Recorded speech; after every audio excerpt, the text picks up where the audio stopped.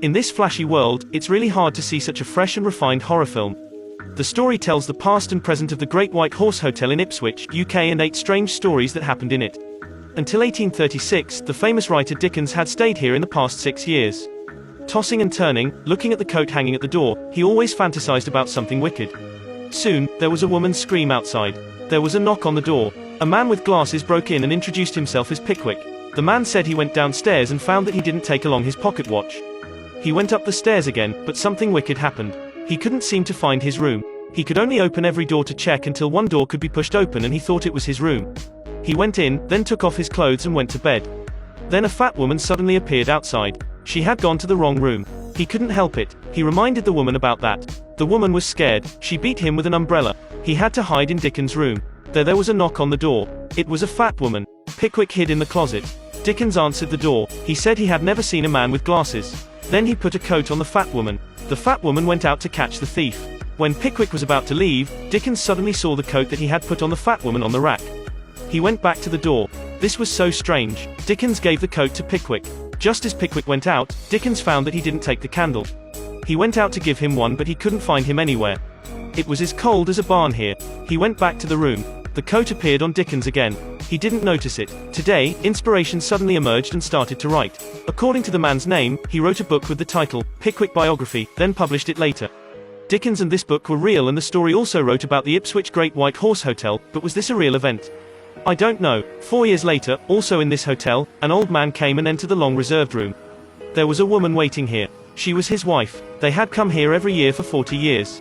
At dinner, his wife suddenly said, "I hope I won't be here next year. I hope we will not be here in the future." The two finished a dance.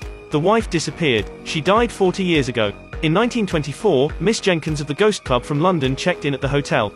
It was said that there were frequent incidents here. When moving her belongings upstairs, the manager assured her, "I have never heard of a supernatural event in my 20 years of employment.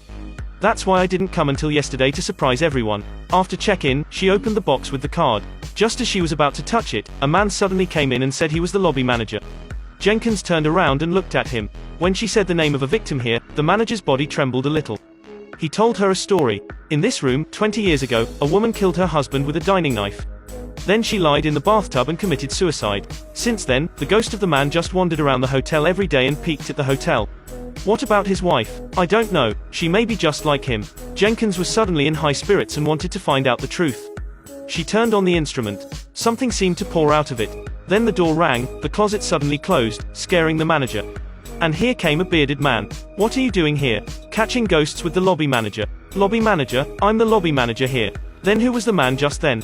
They looked at the man in the closet. This was the old man who was stabbed to death by his wife. Aha! The man looked behind them in horror. The door was open. A woman with a knife suddenly appeared. One late night in 971, the receptionist was reading the horror novel, The Dead of Night. A man came in from the rain. Taking a closer look, he turned out to be the author of this book. She heard he went crazy in his early years and was just released from the mental hospital. He came to this hotel because there were frequent strange events here. He was going to write a great horror book called Hunted or Hunting. When sleeping at night, the writer suddenly woke up. He looked at the painting on the wall. There was a black spot in the rice field painted on it. Then he heard the dog barking. The writer asked the receptionist if she could keep its voice down, but the receptionist said that they forbid pets and asked if she heard it wrong. After going back, the writer found that the black spot in the rice field in the painting was getting bigger. It seemed that a strange thing was ready to rush out of the painting. The writer turned over the painting and saw a scratch on the back. Aware that something was wrong, he immediately packed up and left. And the editor-in-chief happened to be here. He came and checked if the writer was okay. He read the draft that the writer wrote. "Good. Why were you leaving?" The editor-in-chief asked the writer to stay for another night. "If you want me to accompany you, don't be afraid to come over." No. Finally, the writer decided to stay. He came back and erased the scratch on the back of the painting and continued to write. At night, he heard the dog barking again. He immediately turned over the picture. The scratch on it turned into 2 deeper scratches. The writer called the mental hospital's president, speaking of having illusion again. Then he looked back at the painting. The shadow in the painting was running out. It was a wolf. The writer threw the painting into the closet. Then he finished the book after a night. He was a little excited. He would soon be able to prove that he could stay outside of the mental hospital again. But then, he heard the dog barking again. There was a bloody confrontation.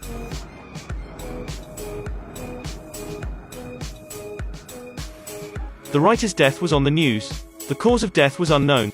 The work he left before his death was called Black Dog. In 1952, a couple were going for their honeymoon. They came to the hotel and booked a room. But the electricity in the room was not quite right today. The light bulb kept flashing around. The husband went downstairs to ask what was going on. Meanwhile, the wife waited alone in the room. The light went out and dust rose from the ceiling. Outside came the roar of bombers and the walls cracked. The wife fainted with fear. When she woke up again, the husband had come back. The wife said she wanted to go somewhere. "Where are you going? I will give you all the money." "No, not money, a room rate, or do you want to spend the bride price for the night?" The husband forced his wife. The pregnant landlady suddenly rushed in, asking, "What happened?"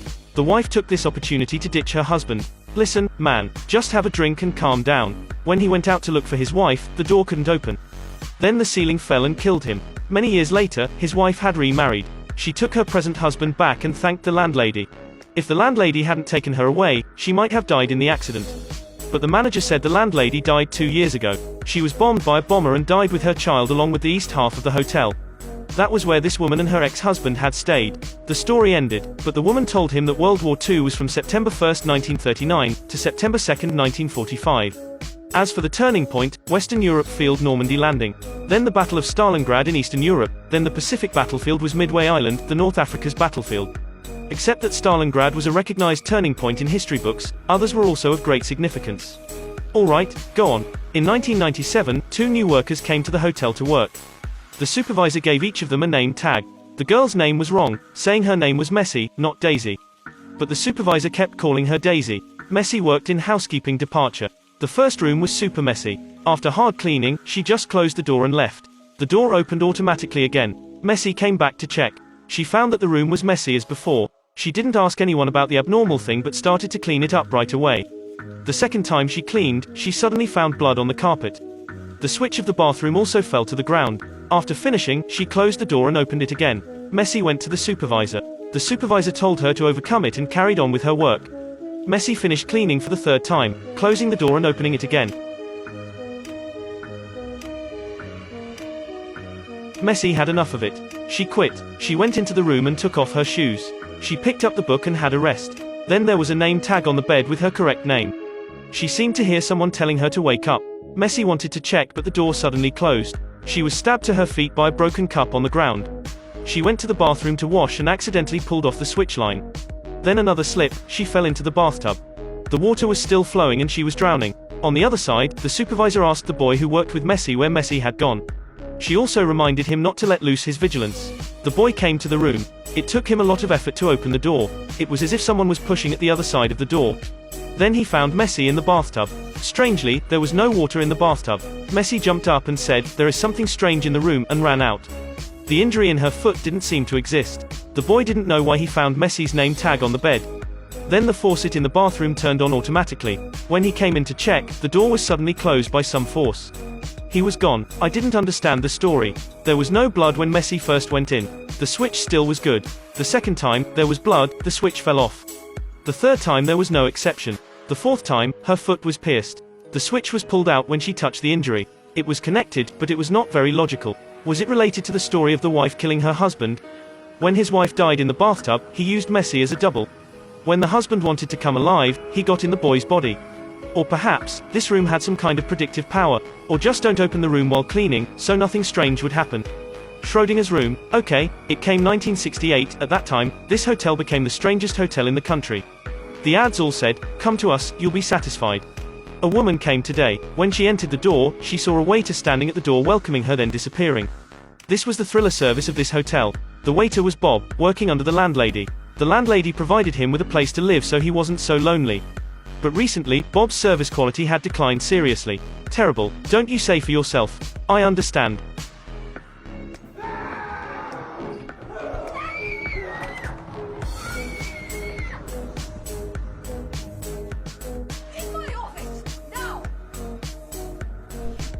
What's wrong with you? Do you know you scared me to death? We won't move anything across space, curtain or anything.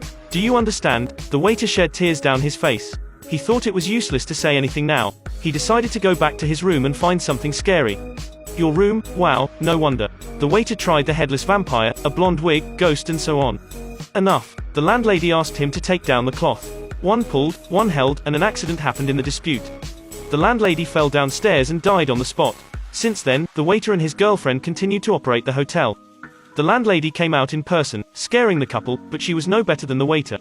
"Sister, can you go out? We're having fun." The hotel was soon closed. Let's continue the plot. In 2019, on a normal day, a hacker intruded the hotel system, monitoring a group of robbers to the hotel. The robbers came to the hotel to meet the hacker. 1, 3, 4, 5 in all. They were all serious criminals. Now they were only 5 homeless men. The boss came into the room. He caught a young man who was a hacker.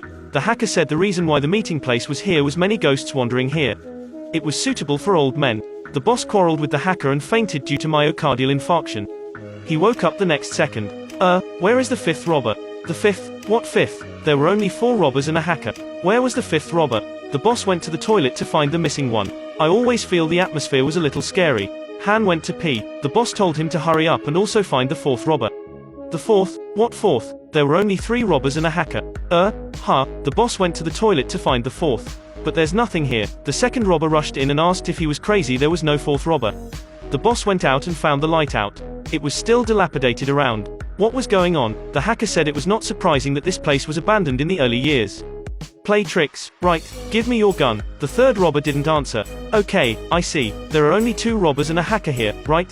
Why would you rush to answer? The hacker smiled and told the truth. The boss set up a group of 8 to commit crimes. Then the 8th robber tried to sneak away with the money. When the boss found out, he secretly killed the 8th robber. Then tricked the 8th robber's grandson to die with him. The body was hidden into the wall.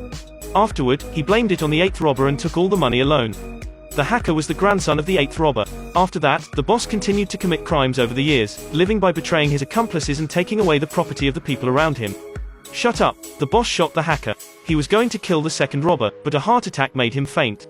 When he woke up again, he saw a picture of his granddaughter on the ground, but his granddaughter above was gone. When he tried to run out, he was stopped by 2 robbers. Perhaps it was the 6th and 7th robber. The hacker appeared again, telling the former accomplices to take revenge. The boss didn't have a granddaughter at all.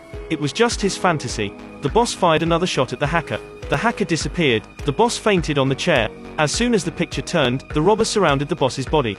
The boss was a good man. He had spent his whole life to work side by side with everyone. Never had he betrayed his accomplices. We must take good care of his granddaughter. The hacker interrupted at this time, saying the boss got a good place now and telling him not to be worried. Let me explain the plot here. In fact, the boss killed many accomplices when he was young. Now there were only 2 of them alive. He gathered his accomplices and the hacker to rob the hotel. The hacker was a ghost. He made the boss hallucinate that all the people around him were dead, making him scared to death. The 2nd and the 5th robber didn't know the boss deceived his accomplices. They thought he was a good man and wanted to take care of his granddaughter. Throughout the whole movie, it feels like only the old man who missed his wife and the story of the woman who was almost forced by her fiancé is related. The old man's wife and the landlady of the hotel probably died together in the bombing. I can't relate it to other stories at all. I think the film should have a lasting appeal. Maybe it's just because I don't understand British culture. I recommend you to see the original film. Maybe the details are hidden in the language or some obscure places. Alright, I've had a bad cold recently. It wasn't very pleasant. Fortunately, my passion is too strong and I still have a high mood. That's all for today. I'm Harry. I'll see you next time.